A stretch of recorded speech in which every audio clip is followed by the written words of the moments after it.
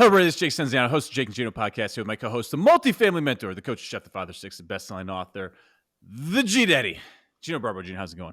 Jake, I'm doing good. And before you introduce this guest, I will pronounce his last name because I know you've got no shot at pronouncing it. So if you want to pronounce his first name, about? Go ahead, Gino. brother. What you got? His name is Will Guidara. What a beautiful Italian name. It's supposed to roll off the tongue. Guidara. Yeah, brother. You see that? Love it. Well, without further ado, we have Will Guidara on the show, who happens to be a national bestseller for his book, Unreasonable Hospitality. I think you need to be unreasonable these days when it comes to hospitality. It's few and far between. And he's out there teaching companies to be more creative and intentional in building relationship capital with the people they work with and the people they serve. So, without further ado, officially, Will Guidara, welcome to the show. My dad is going to feel so proud of how our last name was pronounced. And I'm going to tell you, if that is the right way to pronounce my name, I've been pronouncing it so wrong for so many years. Well, last names aside, let's get into the business end of it a little bit. At least give us a brief overview of your background and how you got started. Yeah, so I'm a restaurant guy. I have been my entire life. My dad was a restaurateur, so I grew up in it. I've literally, outside of one summer where I was an arts and crafts counselor at my high school summer camp, I've only ever worked in restaurants. So from the age of, very, very young, working for free for my dad, and then starting at 14, I've worked pretty much every position you can imagine in restaurants across the country. That took me to the point where I owned my own company called Make It Nice. We had restaurants in New York, LA, Vegas, London, the Hamptons, Aspen, but we were perhaps most known for our restaurant, 11 Madison Park, which when I got there, because I worked there for a while before buying it, was kind of like a middling two-star brasserie. But by the time I sold my company just before COVID, it had earned 4 stars in the New York Times, 3 Michelin stars, and was named the #1 restaurant in the world. And I attribute that success to the fact that we made the choice to be as unreasonable in pursuit of how we were making people feel as every other restaurant was in pursuit of just the product they were selling them.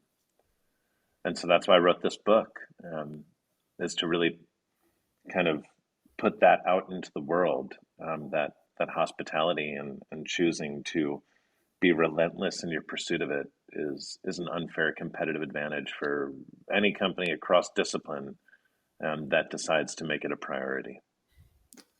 For the YouTubers, I'm holding the book up. It is an amazing book, and I have a lot of admiration and respect and love for Will because I was the former pizza guy, and I owned the restaurant in New York for over 20 years, and I know how soul-sucking and how difficult the business can be. And I wish I had Will's vision when I had the restaurant, because to me, I lost the vision of serving the customer. It was only about serving my family and serving myself. And then when I pulled myself out of it and I got into multifamily and I started to understand that, okay, we have 1,800 units, but those are 1,800 residents. Those aren't units. Those are apartment homes. Once I started taking that, I wish I could have gone back into my restaurant days because I was in it since I was 8 years old. My father was the restaurant guy. And I looked at it more as a business than a calling. And that was so challenging for me. Then when I left, I had that regret. But thankfully, I met Jake and I started to understand what business truly meant. In the book, you have so many beautiful examples of unreasonable hospitality. Can you share a couple of stories? The one that sticks out with me is the hot dog. I mean, having people come into your restaurant and spend hundreds and hundreds of dollars and to be able to create that beautiful experience, or actually leaving cognac after the meal is prepared. Those little touches that go a long way. Or the couple that left the champagne bottle in the freezer and you let the person from the restaurant go out and take it out of the freezer so it wouldn't explode, and then leave a little tin of caviar. These are all little things that may cost money, but you are creating amazing experiences, and you're creating something that people will remember forever, Will. Yeah, no, well, thank you, man. I appreciate that. I mean, the hot dog was kind of our origin story. around this philosophy, which was that I had the words unreasonable hospitality in my head as the impact that I felt we had an opportunity to make on our industry. But I wasn't sure what that meant. By the way, I think that happens a lot.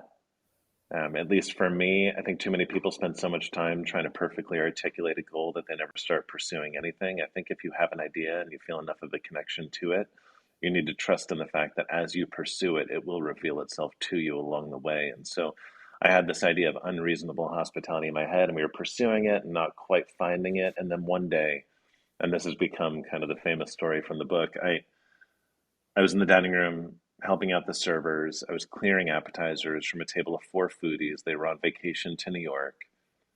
They were just there to eat at restaurants. This is their last meal. They were going to the airport to head back home right after their lunch. And I overheard them talking about all the amazing meals they'd had. They'd been to Le Bernardin and Danielle and Per Se, now 11 Madison Park. And then one woman jumped in and said, yeah, but you know what we never had? We never had a New York City hot dog. And overhearing that, it was like one of those light bulb moments in a cartoon. I ran out of the restaurant, grabbed a hot dog, ran back into the kitchen. Then came the hard part, which was convincing my fancy chef to serve it in our fancy restaurant. Wait, what point of the meal was this, though? Because if they're like cashing out or whatever, no, appetizers. Oh, this was, so you got them early enough. Okay, we got them early. We had plenty of time. But I eventually convinced him. We cut the hot dog up into perfect pieces and made it look super fancy with swooshes of mustard and ketchup. And before their final savory course, which was a honey lavender glazed Muscovy duck that had been dry aged for 2 weeks, I brought out what we in New York call a dirty water dog to the table. That thing had been dry aged for months. Jake, that's a wet aging, actually. Yeah. That's aged in That's water. A wet aging. That's a soaking. That's a soaker, right? That's a nice soaker. And I explained, I said, hey, I wanted to make sure you didn't go home with any culinary regrets. Here's that hot dog. And guys, they freaked out. I would say that, athletes always go to the tapes and they've had a bad game to see what they did wrong. They don't often enough go to the tapes and they've had a good game to see what they did well, to make sure that they keep on doing that thing, so that they can put systems behind it to make sure that it happens all the time. And when I went back to the tapes and the hot dog, it was 3 things. It was being present, like not worrying about efficiency or what I needed to do next, just being fully with them when I was doing the most menial of tasks, clearing their dirty plates. It was not taking myself too seriously. This happens all the time in customer service, where we let these self-imposed standards, how we're supposed to act, get in the way of us doing the things that will actually bring the most joy to those around us. A hot dog in a 4-star restaurant is ridiculous until you look at how it made them feel. And 3, listen, I like to redefine hospitality every year, because I think the better you are at articulating an idea, the better you are at motivating those around you to embrace it. One of my favorite definitions of hospitality is that it is about making people feel seen. And if that's the case, the best way to do it is not to treat people like a commodity, but as unique individuals. I really do believe I could have given that table a bottle of vintage Dom Perignon and it would not have had the same impact as the $2 hot dog, because it would not have been specific to them. They weren't Well, yeah, like if people feel seen, that you listened, you cared enough to listen to what they were saying and then to do something with what you heard. But so because it's the complete opposite of what you get day in and day out, though. No one cares.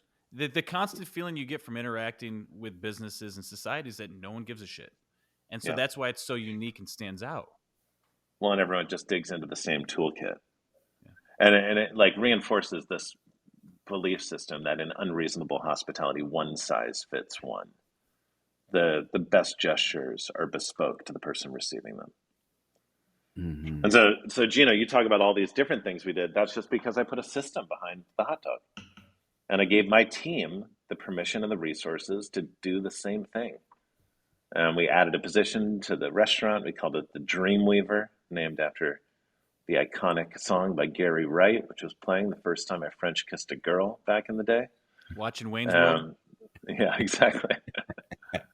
And with that, we were on fire. And we did stuff like that constantly. Sleds for kids who had never seen snow, beach scenes in our private dining room, wedding dances for a couple that got married at City Hall after their wedding got canceled. I mean, and here's the cool part. And I'll shut up for a sec. I think unreasonable hospitality is a triple threat. The first case, yeah, we made a lot of people super happy, obviously. We're doing this kind of thing for people. They feel seen, they're having a blast. It's good for the guest. It's good for the bottom line. Yeah, we spent money on this stuff, but every dollar we spent on this was much more impactful than any dollar we ever spent on traditional marketing, because you give people stories like this to tell, they're going to tell them over and over again. But three, it was great for us because it feels good to make people happy. And it gave every single person on my team an element or a measure of creative autonomy that they never had before. Before, they were just serving plates of food that someone else got to be creative in designing. Now they got to be creative in the experience they were serving. Talk about the systems behind it. I mean, the main system is building resources, right? So those resources came in a few different ways. One, literally a person in the dining room every single night that was just there to bring ideas to life, right? Like going above and beyond, giving people a little extra is all well and good. But in most organizations, people are at capacity, and you can't go above and beyond when you have no margin. And so effectively creating margin, and so that if someone had an idea, they weren't dismissing that idea because it would, as we say in the restaurant business, put them in the weeds. We made it easy for them to go above and beyond.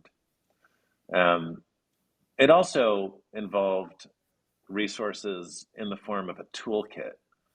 So we did simple pattern recognition where we just looked at the things that happened often.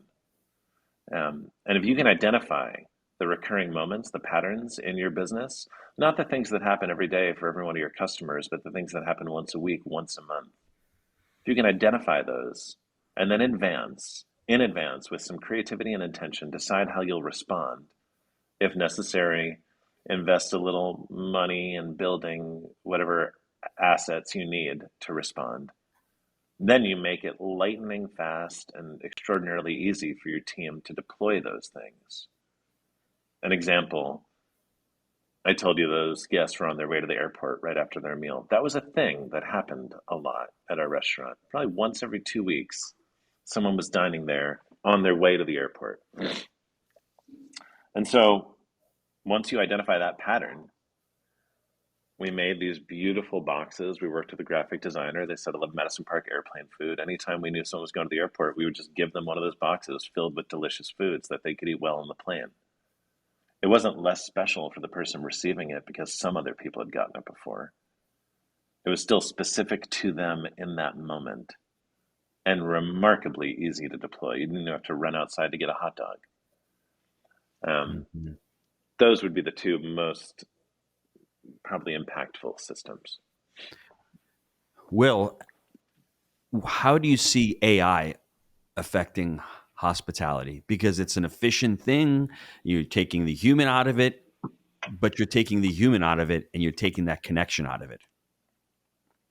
I think it falls purely on the approach that's taken in its integration. I think it either decimates hospitality or supercharges it. It is either used as something to replace humans, or it is given to humans as one of the most exceptional tools we could ever have in our toolkits. I mean, the reality is we spent so much time documenting the people that we were serving such that we could remember all the little things about them and use those things to make their next experience even better. I mean, there's already so many AI tools that you guys came into my restaurant, I could probably just run your names through a thing and know a few salient points about you that would make you feel like a regular in my restaurant from the moment you came in for the first time. But it does require it being a tool for humans, not a replacement for humans. So they pull it up and they say, Jake, would you like that Coors Light again today, sir?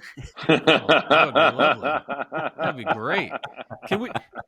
Can we go back though to the Dreamweaver? Wasn't necessarily ready to move on from that yet. I feel like that position would come with a lot of stress and pressure because you're always trying to recreate the hot dog scene. And the hot dog scene is great, but if I come up short of not creating the hot dog scene every night, I'm gonna feel like I missed.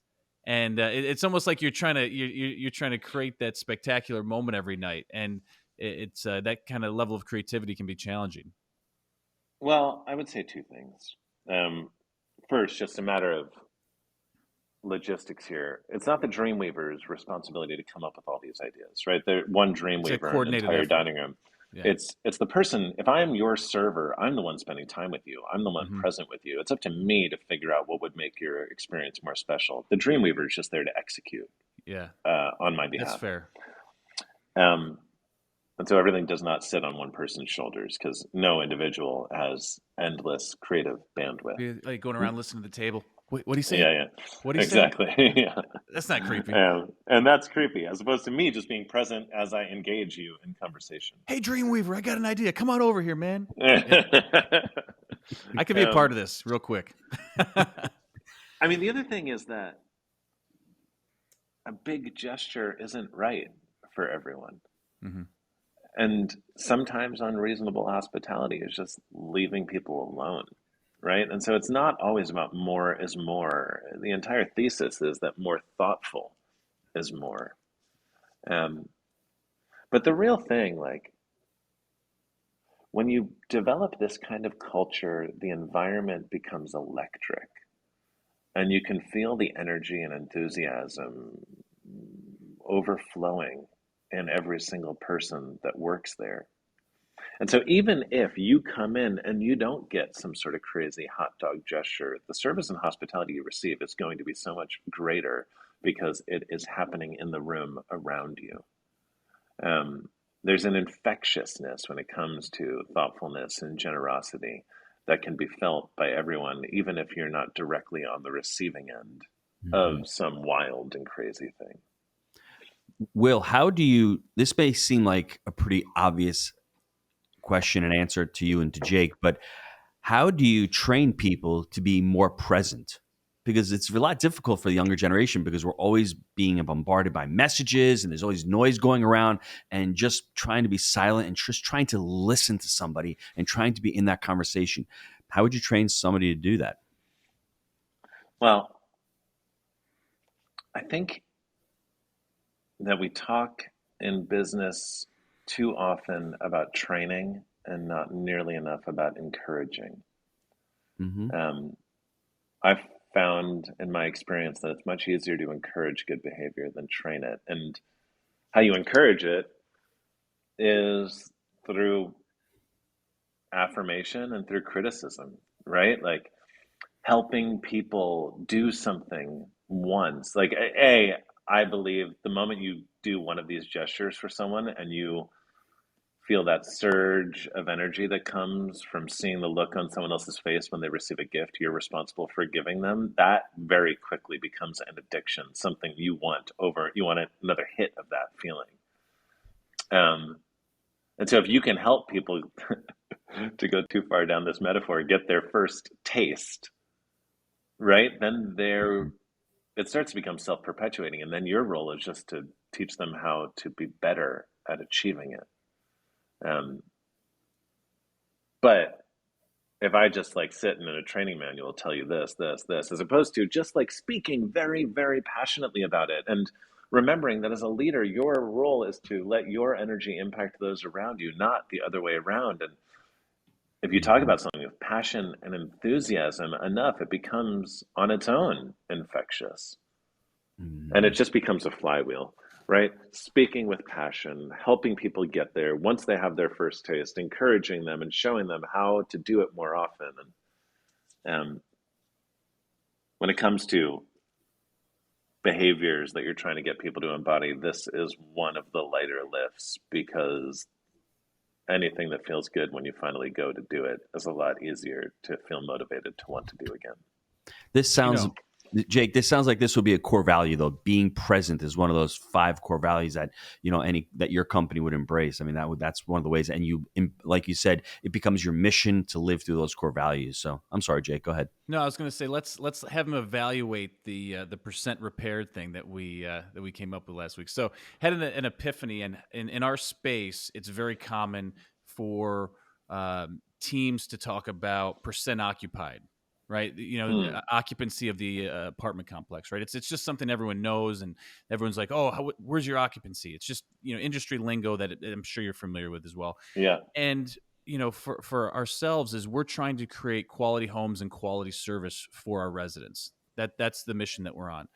And so I said to the team last week that you have kind of, to use, your sports reference, you have kind of 2 sides of the ball, right? You have offense and defense, and it's terrible. And we're never going to reach this goal of great service, quality homes and quality service if we don't look at the service side as much as the leasing and whatnot. Because everyone, you could ask in the organization, what's your occupancy? Everyone knows. But can you ask a maintenance tech, for example, what his percent repaired is? And well, what the hell is that? So I said to the team last week, I said, we should look at the number of work orders we have and the amount of units and calculate the percent repaired on a consistent basis to ensure that is as important as the percent occupied. Because yes, it's important. You have to bring the money in and everything. But if we're not servicing the people, that unit's going to be vacant because they're going to be leaving because they're not getting taken care of. So we're actually in the process of instituting a percent repaired, which is just the number of units and the outstanding work orders, and the benchmark there, just like the occupancy needs to be above 95% starting out. So thoughts on that? I mean, you didn't leave me margin to not like it because you called it an epiphany when you started it off, right? So, like, if I said anything negative right now, dude, no, but bring it on, because if I'm doing something stupid, like I can take it like a big boy, and maybe I'll learn from it. Because if I'm not learning, I'm going to stay a dummy, right? So hit me, man. No, but it has the added benefit of being something that I adore, and I'll tell you why. I don't think that many people running companies understand the crazy impact to the end user when they decide what they are going to measure. In most organizations, what gets measured gets managed. It is only the thing that you measure that the people on your team are going to spend any time focusing on, because we are, whatever, bonused, given raises, hired, fired, based on these measurable things, right? Mm-hmm.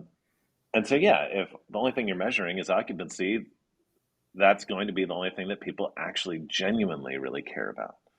And so making the choice to start measuring the part of your business that is effectively whether or not you're keeping the promise you made to people when they moved in, I think is extraordinary.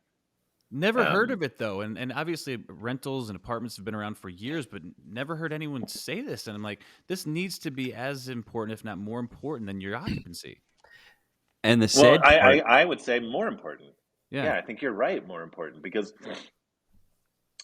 if you get those numbers up, occupancy will follow. The reverse is not true. Yeah. One is more of a scalable focus than the other. I love it. This podcast, A+, A+, Jake. This I'm going to get a hot dog. This podcast would not be a Jake and Gino podcast about hospitality and customer service without mentioning Chick-fil-A. So I had to be Jake to the Chick-fil-A analogy. But Will, what are some of your favorite companies that really endure and embrace this unreasonable hospitality? Can you give us a couple of examples and maybe why you think they embrace that unreasonable hospitality, or how? Yeah, I mean, I've spent a bunch of time with Chick-fil-A this year. I agree. They're awesome. And so I like them being on the list. Chewy. You guys know Chewy? That box that shows up at my house all the time? Remarkable hospitality company. And you talk about like pattern recognition and then systemizing in what to do when certain things happen. I mean, if you have not talked to someone who is a Chewy customer who lost their pet, I mean, it's remarkable. Flowers immediately sent to you a week after you cancel Bring them your on, ongoing delivery. Chewy. I've been waiting for the day to come. I want it over with. I want it over with. Come on, Chewy. I'm gonna send you flowers too, brother. You're getting flowers from me too when that day happens. Okay. Zappos, you know Zappos. Mhm. Yes, Tony Hsieh's I company. Yes. remarkable. Like, I mean, I have this whole belief system around rules. Rules are necessary, obviously, to prevent like utter chaos um, in our organizations, but they also stand in the way of great hospitality and employee empowerment. And in most organizations, rules are just added and added and added and never taken away. And I think it should actually go in the other direction, where every company on earth should have an annual rules audit where you have to go through every rule and prove that it still deserves to exist. And I think customer service would change as we know it. One rule that exists in most companies with call centers is a call center agent is measured on how many calls they complete on a daily basis. And obviously, if a call service agent only completes 2 calls a day, someone up at the top doesn't think they're making their money. And so they'll cap the number of minutes you're meant to spend on a phone call. Chewy does not, or Zappos does not. And there's like legends of a call service agent spending 8 hours on the phone with one disgruntled customer, just because that's what they determined was needed to help the person through whatever they were going through. Damn, Those that's are an two expensive pair of companies. sneakers at that point, huh? But again, it's amortized over every other customer, right? Because that happened once, and I'm talking about it on your podcast right now, right? I'm speaking on behalf of the person calling in for the sneakers, right? Like at some Yeah. point, like you got to look at yourself and say, I just spent I could have bought how many more pairs of sneakers if I applied myself to working? Dude, they just saved a couple $1,000 on therapy. You kidding me, man? They going, thanks, Zappos. I didn't have to go to my therapist for the rest of the month. You know what I mean? There you go. That's what it is. So those are the two that jump to mind. My last question before we get to the short answers is remote work and, working from online. How do companies struggle more, do you think, with hospitality by trying to create that culture in the organization? I mean, my answer is going to be similar to the AI one. It depends who's leading that company.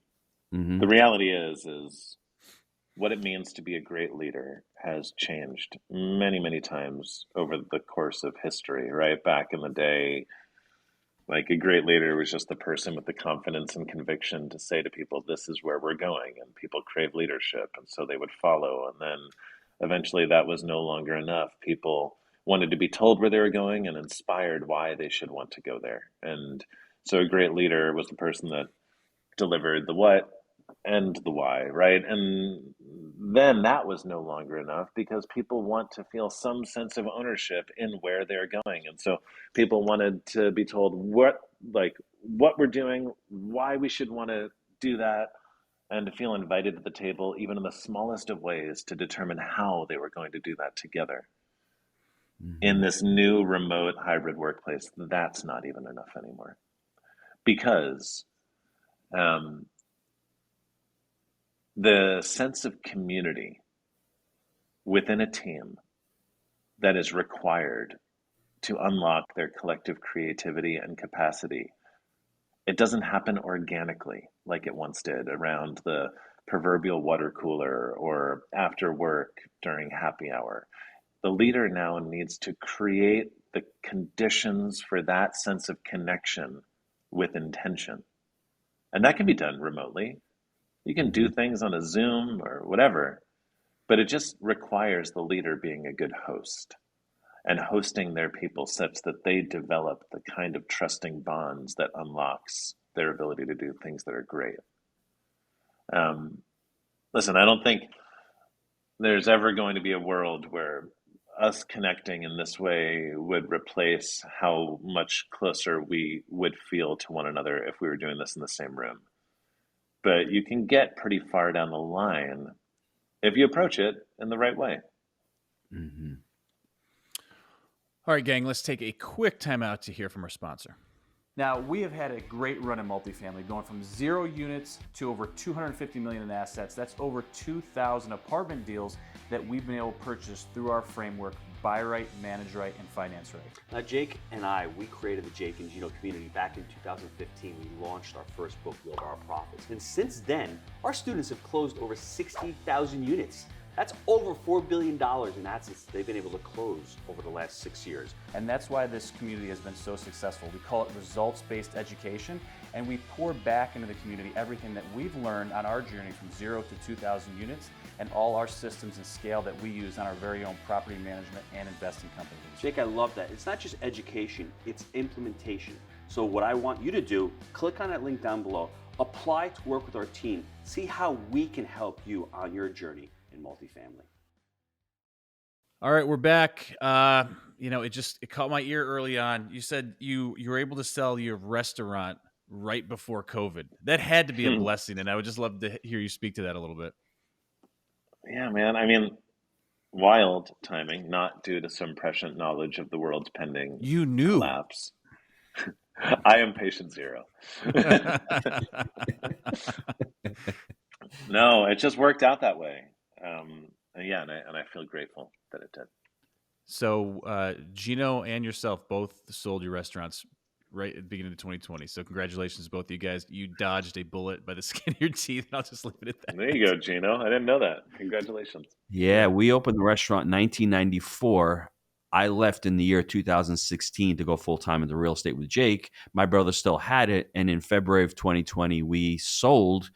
And it was a blessing in disguise because it was a smaller place. My brother probably would not have been able to handle it by himself with all the rules up in New York. And one of the things that really bothered me about that whole situation was it was my family restaurant. It was my dad. It was my brother. And after 20 years, you have your life in it. And then they come in and tell you, you can't open. You can't serve your customers. And that was a death blow to a lot of small businesses back in 2020. I'm not saying they were right or they were wrong, but not to take that into consideration and to think that you have your entire legacy. Everyone in Mayapack knew Gino's Trattoria. We were part of the community. We were interwoven into the community. And to have that sort of possibly taken away would have really devastated me mentally. Even though I had left, my family was still there. And we were just fortunate to leave and selling at the end of COVID, beginning of COVID. I'm sorry. Yeah. It's crazy. It was a crazy time. The scaling of service is something that I think is its own separate, scale, if you will, because you're starting to scale your business, you're getting it underway, you're able to provide service, your general service to customers. Where did you start in your journey to actually start to ramp that up? Because I think it takes people, systems, and culture to come together to actually start to do that. So can you speak to that a little bit? I mean, listen, I think you start with, well, let me see. I'm trying to prioritize. Because it's not that you didn't have words. service from the beginning. It's not like that. But I think there's an intention. And for us, there's almost a march saying, hey, we got to start going towards this, and identified it as an organization. So I don't know if there was that kind of inflection point in your organization where you did the same thing. Well, I mean, while you're thinking of that, I can give Jake a great example in your book. Fine dining was all about doing the things with a certain way to do it. And Will went against the grain. He's like, you know what? Those are the old rules. Let me bring the new rules into it and think about customers and what they want. And let me try to bring expectations of what my team wants to do. And I think when I was reading that in the book, I'm like, that's pretty cool, because there's certain things and certain elements and certain people that want to follow the old way, the old rules. And if you're just really focusing on delivering that superior customer service to our residents or to your clients in the restaurant, you're already deviating from it. And I think that's I think that's one part of his journey where he said to himself, I'm doing it my way. Yeah, no, I think that's right. I also think, people, systems, and culture, it's a flywheel, and any amount of time or energy you spend focusing on one perpetuates the others, right? Like, you focus on finding the right people, And without even getting to the culture starts to improve because you have the right ingredients in the recipe. You focus on the culture, it starts to give everyone a sense of satisfaction and pride in the work they are doing, which not only brings even better things out of the people you already have, but helps you attract even better people. You focus on the systems that result in great service and hospitality happening regardless of the inherent hospitality of the person on the front line. And people start to experience the magical feeling of providing graciousness to other people, and so they want to do it more even outside of the systems. And so, I mean, I love that you said those three words because it really is, I think people undervalue the importance of systems when it comes to hospitality. Too many people think hospitality is this like lovey-dovey thing that just happens because you find the happiest person to work on your team. Now, you find good people, you make them great through culture, and then you make it more actionable and easy to deploy through systems. I completely agree. It's a lot of work, that's for sure. All right, what's the best way for folks to get a hold of you? On LinkedIn or Instagram is where people can generally follow what I'm working on. W Guidara on both platforms. I do a newsletter that I send out every 2 weeks called Pre-Meal. Pre-meal is the 30-minute meeting we have in the restaurant right before we open the doors. I think it's the most important 30 minutes of the day in a restaurant when approached in the right way. And that means focusing on the how and the why more than just the what. And so that newsletter is where I kind of share little moments of inspiration that I've run into out in the world. Basically what I would be talking about in Pre-Meal with my team every day if I still owned a restaurant. So that's a great thing for people who've read the book and want a little bit more to sign up for. And you can do that at unreasonablehospitality.com. Awesome. All right, Gino, take us home. A young Will Guidara. It was a fateful day. He was 12 years old, the first time he had gone to the Tavern on the Green, and that set the stage for the remainder of his life up until today. Talking about sitting in that restaurant with his pops and looking around and going, this is unbelievable. I've never experienced something like this. And for me, when reading the book, thinking that was where he got his unreasonable hospitality. And then the example of his father, very similar to mine, being a hard worker, going to work in the morning, taking care of his mom, working 15 hours, coming back home, being really diligent with his time, not understanding how hard his dad was working, but at the same time being able to take care of his mom, take care of his responsibilities, do really well at work. And then his dad watching Will go through the stages of his life, working at these amazing restaurants, then going to work with his dad's company for a little bit, then going to working at the Museum of Modern Art, and then going back to going to 11 Madison Park and seeing the journey. And everyone thinks that Will may be an overnight success, but over the last 20 years, putting in his time from being a lowly busboy to being a dishwasher, to moving up to a cook line, to working to front of the house, and really learning all of the aspects of the business, to being able to sell his business, taking a 2-star 11 Madison Park to all the way to 4 stars and one of the best restaurants, if not the best restaurant in the world. It takes a lot of dedication, it takes a lot of effort, and it takes unreasonable hospitality. Thanks, Will. Ooh. Well said, Gino. That was awesome. Gino, I don't know whether Jake would have done as good a job, but my instinct is no. I don't think he could have touched you on that one. It's not my thing. I don't do it. That's why I leave it up to the professional. I leave it up to the professional. So well done, Gino. And gang, as always, we believe in buying deals for the long term. Think in decades. I'm Jake. He's the G Daddy, and we make it happen. We'll see you next time. Thanks, Will.